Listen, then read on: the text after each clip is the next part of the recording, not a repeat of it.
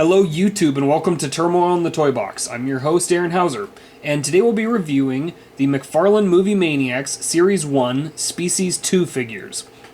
This includes Patrick and Eve. These are some pretty cool figures. They're relatively easy to find.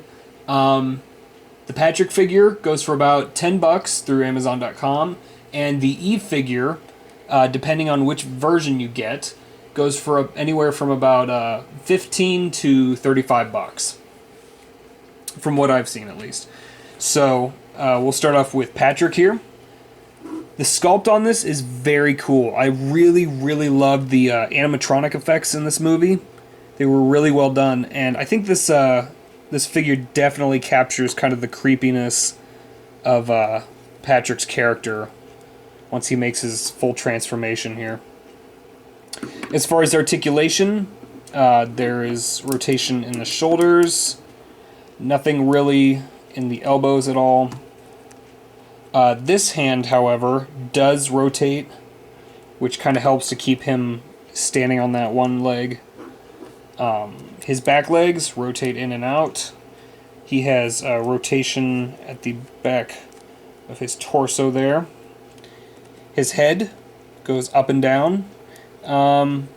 It can rock side to side, but it does not like go left and right really, so it just kind of goes up and down and tilts, which is fine. I mean, it looks really good, and the design on this is fantastic. It really does a really good job detail wise. The paint application is really good on this. It's very clean, very well done. There's not any spilling or anything like that.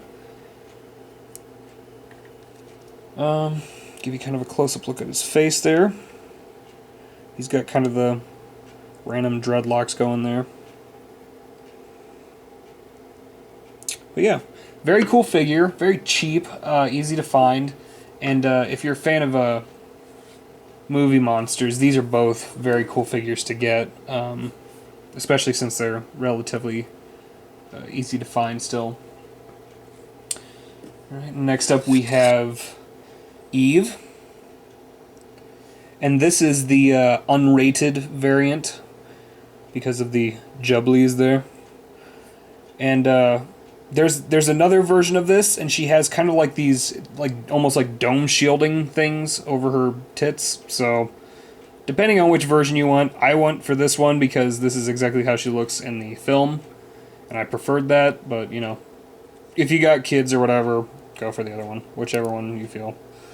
But articulation-wise, rotation in the shoulder, the elbow, they're very tight on these joints, but they flexes left and right, rotation at the wrist, rotation at the head. Her head also comes off. She has a separate interchangeable head of one that just is kind of a more neutral face. This is kind of her attack look, which I liked, so I kept that one on. No rotation in the waist. She has rotation at the hips, which doesn't do much for standing. She has articulation at the knees and nothing at the ankles. Personally, I have this one on a base just to kind of keep her a bit more balanced. Without the base, she kind of has this sort of like, you gotta get it just right to get her to stand up. But if you have any of these Mcfarlane bases, these come in handy a lot for the gravitationally challenged figures, so. But yeah, the detail on her is very well done. Really cool sculpt.